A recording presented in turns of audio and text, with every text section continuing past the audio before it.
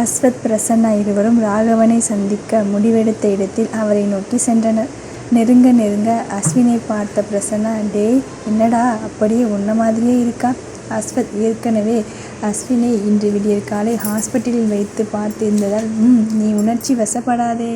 பிரசன்னா, பிரதீப் எப்படி அடிச்சிருக்கான் பாரு. அதுவும் போலீஸ் ஸ்டேஷன் வாசலிலேயே.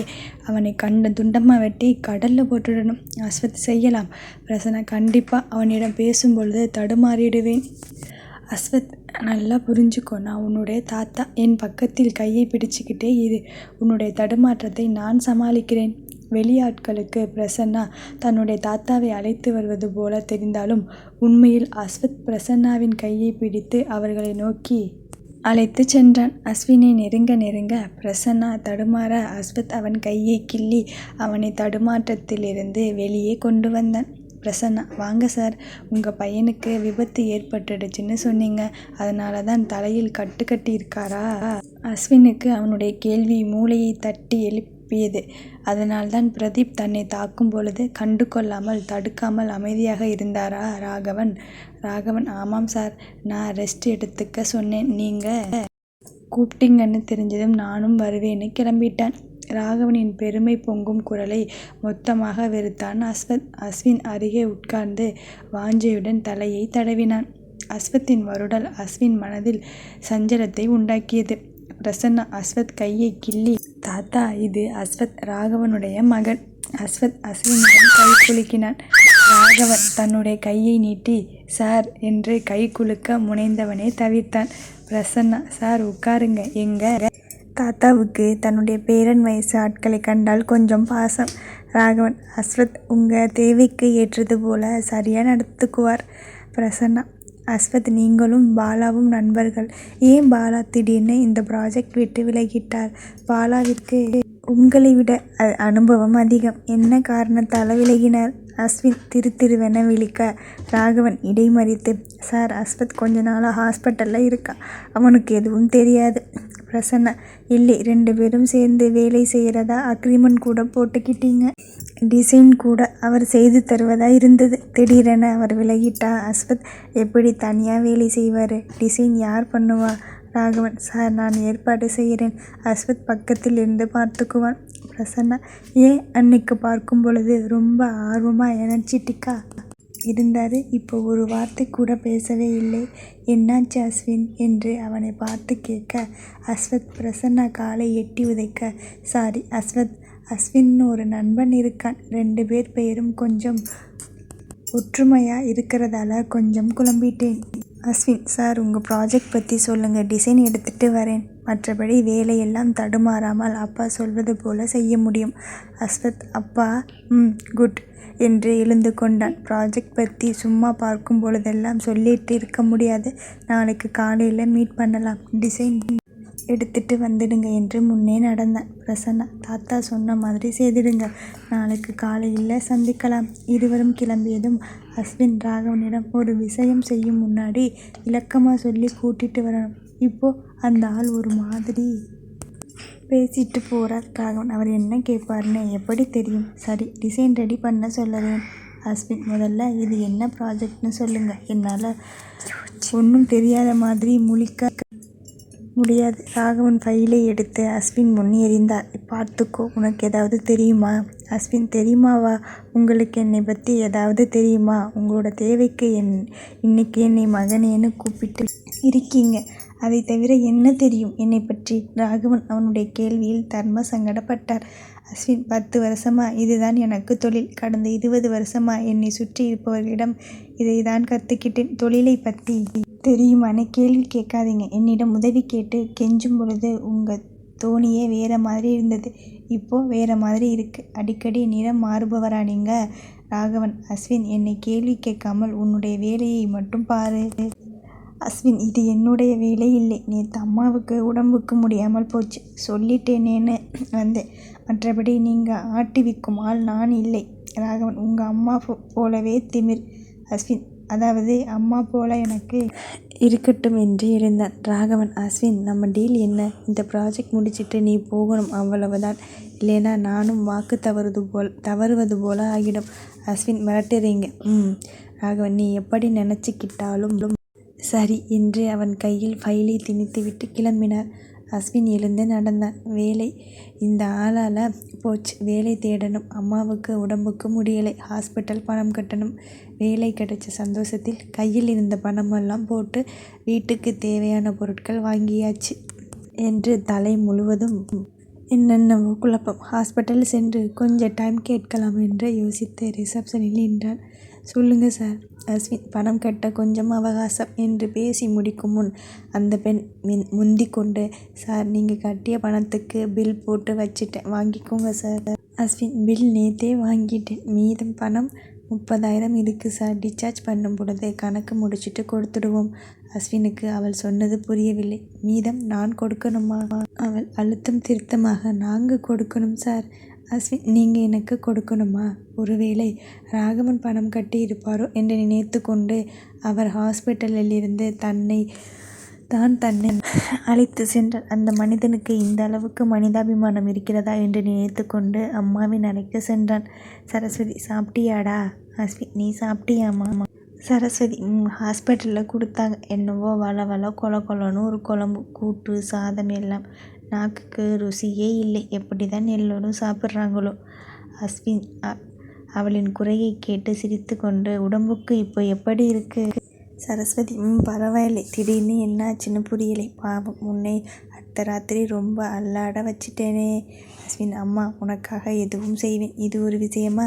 எனக்கு நீ திடீர்னு மயங்கி விழுந்தது தான் ரொம்ப கஷ்டமாக இருந்தது. உன்னை நான் சரியாக பார்த்துக்கலையேனோ சங்கடமாக இருந்தது. சரஸ்வதி சேச்சே, நான் உடம்பை பார்த்துக்காம விட்டதுக்கு நீ என்ன பண்ணுவ? பாவம், இனிமே இப்படி நடக்காமல் பார்த்துக்கிறேன். என்னுடைய குழந்தைக்கு சங்கடத்தை மறுபடியும் கொடுக்க மாட்டேன் என்று அஸ்வின் கன்னத்தை தட்டினாள். அஸ்வின் அப்படியே அவள் கையை பிடித்து கொண்டு அழுதான். சரஸ்வதி அஸ்வின் பயந்து விட்டதை எண்ணி, பாரு அம்மாவுக்கு ஒன்றுமில்லை, நல்லா இருக்கேன். உன்னுடைய கல்யாணம், பேரன் பேத்தின்னு ஏகப்பட்ட கடமை இருக்கு. இதெல்லாம் விட்டுட்டு நான் போக மாட்டேன். அழாதேடா. அஸ்வின் கண்களை துடைத்து கொண்டு, அம்மா டெஸ்ட்டுக்கு கூட்டிகிட்டு போனார்களா? சரஸ்வதி ஆமாம்டா. அங்கே இங்கேன்னு உடம்பில் ஏதோ வளவலன்னு தடவி படுத்து எடுத்துட்டாங்கடா. அஸ்வின் சிரித்து கொண்டே, நான் போய் டெஸ்ட் ரிசல்ட் என்னென்னு பார்த்துட்டு வந்துடுறேன். அஸ்வின் டாக்டரிடம் செல்ல ரிப்போர்ட் பார்த்துவிட்டு, அம்மாவுக்கு ஹார்ட் சுருங்குவதை விட விரிவடைவது கொஞ்சம் பிரச்சனையாக இருக்குது. இதனால் ஆபத்து எதுவும் இல்லை. மாத்திரை எழுதி கொடுத்துருக்கேன், பத்திரமா பார்த்துக்கோங்க. மறுபடியும் பிரச்சனை வந்தால் கூட்டிகிட்டு வாங்க. ப்ரெஷர் மாத்திரை எல்லாம் சரியாக சாப்பிட சொல்லுங்கள். நீங்கள் அவங்களை கூட்டிகிட்டு போகலாம். அஸ்வின் தேங்க்யூ சார் என்று சொல்லி ரிப்போர்ட் எல்லாம் வாங்கி கொண்டு வர எதேச்சையாக தூரத்தில் ஒரு பெண்ணை பார்த்தான். வேதா என்று சொல்லி அவளை நோக்கி ஓடினான். வேதா என்று சத்தமிட்டான். அவள் காதில் வாங்காமல் ஒரு கிழவனுடன் சென்றாள். கிழவன் முகம் தெரியவில்லை. அவன் பக்கவாட்டில் சென்றதால் அவன் முகம் பார்வைக்கு கிடைக்கவில்லை. அவனுக்கு கொஞ்சம் பின்னால் நடந்த வேதா மட்டும் தெளிவாக தெரிந்தாள். அவள் அவனுடைய வேகத்துக்கு ஈடு கொடுக்க முடியாமல் கொஞ்சம் துள்ளி வேகமாக நடந்தாள். கிட்டத்தட்ட ஓடினாள். அஸ்வின் அவர்களை துரத்தி சென்று அவர்களை சென்ற திசை தெரியாமல் திரும்பினான். அம்மாவை வீட்டிற்கு அழைத்து சென்றான். சரஸ்வதி டேய், பேசுறது கேட்குதா இல்லையா?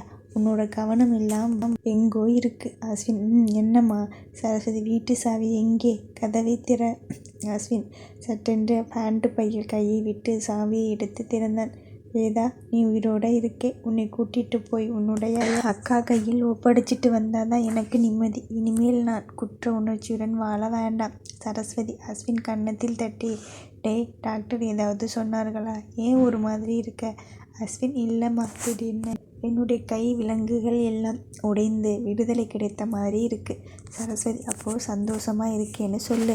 அஸ்வின் ஆமாம், ரொம்ப சந்தோஷமாக இருக்கேன். சீக்கிரம் நாம் வெளியூர் போகலாம், யாரும் பார்க்காத இடத்திற்கு, நீயும் நானும் மட்டும். சரஸ்வதி அட போடா, நீயும் நானும் மட்டும் எவ்வளவு நாள் நான் உன்னோட இருக்க முடியும்? நீ கல்யாணம் பண்ணிக்கிட்டு சந்தோஷமாக வாழ்வதை பார்ப்பதே எனக்கு சந்தோஷம். அஸ்வின் அப்போ சரி, கல்யாணம் பண்ணிக்கிறேன். சரஸ்வதி முடியவில்லை என்றாலும் சமையலறை சென்று சர்க்கரையை அள்ளி கொண்டு வந்து அஸ்வின் வாயில் கொட்டினார். இனிமேல் எப்பவும் என்னுடைய மகன் சந்தோஷத்தை மட்டுமே அனுபவிக்கணும். எல்லா கஷ்ட காலமும் முடிஞ்சு போச்சு. அக்கம் பக்கம் சொல்லி வைக்கிறேன். கொஞ்சம் ஏழை குடும்பமாக இருந்தாலும் பொண்ணு படிக்கலைனாலும் என்னுடைய மகனை புரிஞ்சு நடந்துக்கிட்டா போதும். அஸ்வின் பொண்ணு ஏழையாக இருந்தாலும் படிக்கலைனாலும் எங்கள் அம்மாவை பத்திரமா பார்த்துக்கிட்டா போதும் என்று சிரித்தவனுக்கு நெட்டி முறித்தாள். ஆம், அவன் மனதில் இருந்து வித்யாவை தள்ளி வைத்து விட்டான். வேதா, தாத்தா இப்போ எதுக்கு ஹாஸ்பிட்டல் எம்ஆர்ஐ எல்லாம்? அஸ்வத், என்னுடன் கூட இருக்க போகிற பொண்ணுக்கு எந்த வியாதியும் இல்லைன்னு உறுதி பண்ணிக்க. வேதா வியாதி இருந்தால் என்றவள் வாயை தன்னுடைய கையால் தட்டினான். அஸ்வத் பேசக்கூடாது, வா நாம ஒரு ஐஸ்கிரீம் சாப்பிடலாம் என்று அவளை காரில் இருந்து இறக்கி அழைத்து சென்றான். அஸ்வத் அவளுக்கு பிடித்த ஐஸ்கிரீம் வாங்கி வந்து அவள் கையில் திணித்தான். அவளுக்கு ஆச்சரியம். எப்படி எனக்கு தெரியும்?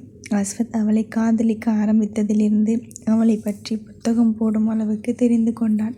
முகத்தை ஆச்சரியமாக வைத்து கொண்டு, உனக்கு பிடிக்குமா? நான் எதேச்சையாக வாங்கிட்டு வந்தேன். வேதா அஸ்வத்தின் உதட்டசைவில் சொல்லிவிடுவாள். அவன் உண்மை பேசுகிறானா இல்லை பொய் பேசுகிறானா என்று என்னை பற்றி தெரிஞ்சுக்க முயற்சி செய்துட்டு இருக்கியாடா என்று மனதில் நினைத்து கொண்டு அவனையே வெறித்து பார்த்து கொண்டிருக்க, அஸ்வத், என்னுடைய உதட்டில் ஏதாவது இருக்கிறதா? வேதா சட்டென்று குனிந்து ஐஸ்கிரீம் சாப்பிட ஆரம்பிக்க அவள் காதில் அஸ்வத்தின் சிரிப்பு கேட்டது. அவளும் சிரித்து கொண்டாள். பிரதீப் சென்னை வந்திறங்கியதும் ராகவனை சந்தித்தான். ராகவன், நீ எதுக்கு வந்த? பிரதீப், நான் ஏன் வரக்கூடாது? ராகவன், நீ வந்தது தெரிஞ்சா அந்த ஆள் பிரசன்னா ப்ராஜெக்டில் பிரச்சனை பண்ணுவான். பிரதீப், ஏன்? சென்னை முழுசா அவன் பெயரில் மாற்றிட்டாங்களா? ராகவன், குதர்க்க பேச்சு வேண்டாம், நீ அங்கே ஆஃபீஸ் வேலையை பார். பிரதீப், ஆமாம், நிறைய வேலை இருக்கு, ஆனால் எனக்கு அந்த அதிர்ச்சியை ஆச்சரியத்தை பார்க்கணும் போல இருக்கு. ராகவன், அப்படின்னா? பிரதீப், திடீர்னு ஒரு பையனை கூட்டிட்டு வந்து உங்கள் மகன்னு சொன்னீங்களே, அவனை பார்த்துட்டு போகணும். ராகவன், இதோ பாரு, ஒவ்வொரு பிரச்சனையா அஸ்வத் செய்ததை நான் சரி பண்ணிட்டு இருக்கேன். இப்போ வந்து குழப்பி ஒன்றும் வேலைக்கு ஆகாமல் செய்திடாதே. டிசைன் ரெடி பண்ண சொன்னேன் இல்லை, அந்த வேலையை பார்த்தியா? பிரதீப், வெங்கட் எனக்கு மேலே தில்லாலங்கடியாக இருப்பான் போல் இருக்கு. அந்த அழகியோட டிசைன் திருடி அவனதுன்னு சொல்லிட்டான். இப்போ கம்பி எண்ணிட்டு இருக்கான். டிசைன் வேறு எங்காவது தான் ரெடி பண்ணணும். அவள் கிடைச்சா உங்களுக்கு வேண்டியதும் எனக்கு வேண்டியதும் கிடைச்சிடும். ராகவன், வேதாவை நீ படுத்தியதற்கு தான் சொல்லி சொல்லி உன்னை உள்ளே வச்சான். பிரதீப், ஆனால் அவளுக்கும் அவனுக்கும் ஒன்றும் இல்லை. அவன் பொண்டாட்டின்னு பொய் சொல்லிட்டு உன்னை ஏமாற்றி இருக்கான்.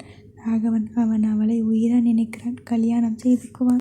பிரதீப், அப்போ அவள் எனக்கு தான். அதுக்கு முன்னாடி கல்யாணம் ஆகிடுச்சின்னு பொய் சொல்லி கம்பெனி எழுதி வாங்கினா இல்லை, அதை மாற்றி எழுதுங்க. ராகவன், அவன் உடம்பு சரியில்லாமல் இருக்கான். அவனை இப்போதைக்கு தொந்தரவு செய்யாதே. நம்ம ப்ராஜெக்ட் நல்லபடியாக முடிஞ்சால் உனக்கு கம்பெனி வச்சு தரேன்னு சொன்னேனே, முதல்ல அந்த வேலையை பாரு. பிரதீப் மனதுக்குள் அதையும் பார்ப்பேன் இதையும் பார்ப்பேன் என்று சொல்லி கொண்டான். அஸ்வின் ராகவனிடம், என்னுடைய வேலை போச்சு, அதுக்கு காரணம் நீங்கள். இந்த ப்ராஜெக்ட் எப்போ முடியும்? நான் வேலைக்கு போனால்தான் என்னுடைய குடும்பம் நடக்கும். ராகவன், நான் உனக்கு சம்பளம் தருகிறேன். அங்கே வாங்கிட்டு இருந்ததை விட 2 மடங்கு தருகிறேன். ப்ராஜெக்ட் கையெழுத்து ஆன பிறகு நீ வர வேண்டாம், நான் பார்த்துக்கிறேன். இப்போ டிசைன் ஏதாவது எடுத்துகிட்டு வந்திருக்கியா? அஸ்வின், நேற்று நான் அவரோட ப்ராஜெக்ட் ஃபைலை படிச்சுட்டு ரஃப் டிசைன் செய்து எடுத்துட்டு வந்திருக்கேன். எங்கே? அவரை பார்க்கணும். ராகவன், இரு, கூப்பிட்டு பார்க்கிறேன் என்று பிரசன்னாவிற்கு ஃபோன் செய்து பேசிவிட்டு நேற்று பார்த்த இடத்திலேயே பார்க்கலாம்னு சொல்லியிருக்காரு. அஸ்வின், அவருக்கு இங்கே ஆஃபீஸ் இல்லையா? ராகவன், அவர் கோயம்புத்தூர்காரர், வெளிநாட்டில் செட்டில். இங்கே அவருக்கு ஆஃபீஸ் எதுவும் இல்லை. அஸ்வின், இவ்வளவு பெரிய ப்ராஜெக்ட் பண்ணுறாரு, ஆஃபீஸ் இல்லாமல் எப்படி பண்ணுவாங்களோ? ஒருவேளை சைட் உள்ளேயே ஆஃபீஸ் போட்டுக்க பிளான் செய்திருப்பாங்களா? ராகவன், அதை பற்றி நமக்கென்ன, 1 மணிக்கு சந்திக்கலாம்னு சொல்லியிருக்காரு. அதுக்குள்ளே சைட் போய் பார்த்துட்டு வந்துடலாம். பிரதீப் வேறு அறையிலிருந்து வந்தான். அஸ்வினை பார்த்து, ஹலோ பிரதர். அஸ்வின் அவனை கண்டு கொள்ளவில்லை. பிரதீப், என்ன பிரதர் கண்டுக்க மாட்டேங்கிறீங்க? சாரி பிரதர், அடிச்சிட்டேன் என்று தோளில் கை போட்டான். அஸ்வின் அவன் கையை உதறினான். அஸ்வின், சைட் அட்ரஸ் சொல்லுங்கள், நானே போய் பார்த்துக்கிறேன் என்று எழுந்தான். பிரதீப் அவனுடைய தோலை அழுத்தி உட்கார வைத்து, என்ன சைட்டை? பிரதீப், நானும் வருகிறேன், போகலாம். அஸ்வின் பிரதீப் கையை தள்ளிவிட்டு, நான் கிளம்புறேன், நீங்கள் பொறுமையாக வாங்க, அட்ரஸ் சொல்லுங்கள். ராகவன் அட்ரஸ் சொல்ல பிரதீப் மறுபடியும் அஸ்வின் தோளில் கையை போட்டு, நானும் வருகிறேனே பிரதர். அஸ்வின், சார், உங்கள் பையன் முதல்ல என்னை என்ன செய்தான்னு எனக்கு ஞாபகம் இருக்குது. அதனால் இவரை கொஞ்சம் என்னை விட்டு தள்ளி இருக்க சொல்லுங்கள், இல்லைன்னா நான் விலகிக்கிறேன். பிரதீப் அஸ்வின் மேல் இருந்த தன்னுடைய கையை இழுத்து கொண்டான். அஸ்வின் திரும்பி பாராமல் கிளம்பினான். பிரதீப் அவனிடம், என்னை பற்றி என்ன சொல்லி வச்சிருக்கீங்க? இவ்வளவு தீர்மானமா இருக்கான்? ராகவன், எல்லாம் அவங்க நடவடிக்கையில் இருக்கு. அஸ்வத்தை நீயும் உங்கள் அம்மாவும் சேர்ந்து என்ன செய்தீங்க? இவனை என்ன செய்தீங்க? பிரதீப், எனக்கு இவனை மாதிரி ஒரு ரெட்டை இருக்கானே எப்படி தெரியும்? ராகவன், பின்ன நீங்கள் செய்த வேலைக்கு அஸ்வத் வந்து கேஸை வாபஸ் வாங்கி உங்களை ஜெயிலிருந்து எடுப்பான்னு கனவு கண்டுட்டு இருக்கியா? கொஞ்சமாவது யோசிக்க வேண்டாம்? அவனை அடித்து கொன்னுட்டா எல்லாம் சரியாகிடுமா? ஒரு விஷயம் நடக்குதுன்னா அது ஏன் நடக்குது, அதனால் நமக்கு என்ன உபயோகம்னு யோசிக்கணும். உங்கள் அம்மாவோடு சேர்ந்து எப்பவும் சண்டை போட்டுக்கிட்டு இருந்தால் நினச்சதெல்லாம் நடக்குமா? மூளை மழுங்கி ஓரத்தில் கிடக்க வேண்டியது தான். உங்கள் அம்மாவுக்கு அவளோட ஆயுசுக்கும் சோறுபட நான் இருக்கேன். உனக்கு யார் இருக்கா? அவனோட இணக்கமாக இருந்தால் அவனுடைய அறிவில் பாதியாவது உனக்கு வந்திருக்கும். எப்பவும் சண்டைக்காரன். புத்தியோடு இருந்தால் எப்படி முன்னேறுவது? பெத்தவன் உன்னை நம்ப முடியாமல் நீங்கள் சொல்லுவீங்களே பப்பாட்டி மகனு, அவனுங்களை நம்பி தான் இருக்கேன். காரணம், உங்களுக்கு சோறு போடணுமே. இப்போவும் சொல்லுறேன், எப்பவும் சொல்கிறேன், கொஞ்சம் அடக்கி வாசி. குட்டையை குழப்பி மீன் பிடிக்க நினைக்காதே. அது நிரந்தரமாக உனக்கு உபயோகப்படாது. பிரதீப் ராகவன் சொல்வதை கேட்டுக்கொண்டு அமைதியாக நின்றான். எப்பவும் போல அவன் காதில் நல்ல விஷயம் எல்லாம் வடிகட்டப்பட்டு கெட்ட விஷயங்களை கோர்த்து கொள்ளும் அளவுக்கு மூளை வேலை செய்து கொண்டிருந்தது. ராகவன், சைட்டுக்கு வரியா இல்லை கிளம்புறியா? பிரதீப், வரேன். எங்கே கிளம்புன்னு தரத்த பார்க்குறீங்க என்று ராகவனுடன் சென்றான். வேதாவின் ரிப்போர்ட் எல்லாம் கையில் வைத்து கொண்டு மிகவும் இடிந்து போய் பிரசன்னாவிடம், என்ன பண்ணட்டும்? இப்போ பார்த்து கர்ப்பமாக வேற இருக்கா. பிரசன்னா, பொருடா, என்ன சொன்னாங்க? அஸ்வத் கட்டி இருக்குன்னு சொன்னார்கள். ஆப்ரேஷன் செய்துட்டா பரவாயில்லைன்னு சொன்னார்கள். பிரசன்னா, இது செகண்ட் ஒப்பீனியன் வாங்கிக்கலாம். என்னோட ஃப்ரெண்டுக்கு ரிப்போர்ட் அனுப்புகிறேன், அவன் என்ன சொல்கிறான்னு கேட்கலாம் என்று ரிப்போர்ட் எல்லாம் ஃபோட்டோ எடுத்து அனுப்பினான். பிரசன்னா ஃபோன் செய்து விவரம் சொல்லிவிட்டு வைக்க சிறிது நேரத்தில் அந்த கோவை டாக்டரிடமிருந்து ஃபோன் வர ஸ்பீக்கரில் போட்டான். இது நீ அட்மிட் செய்த மிஸ்ஸஸ் வேதாவோட ரிப்போர்ட் தானே?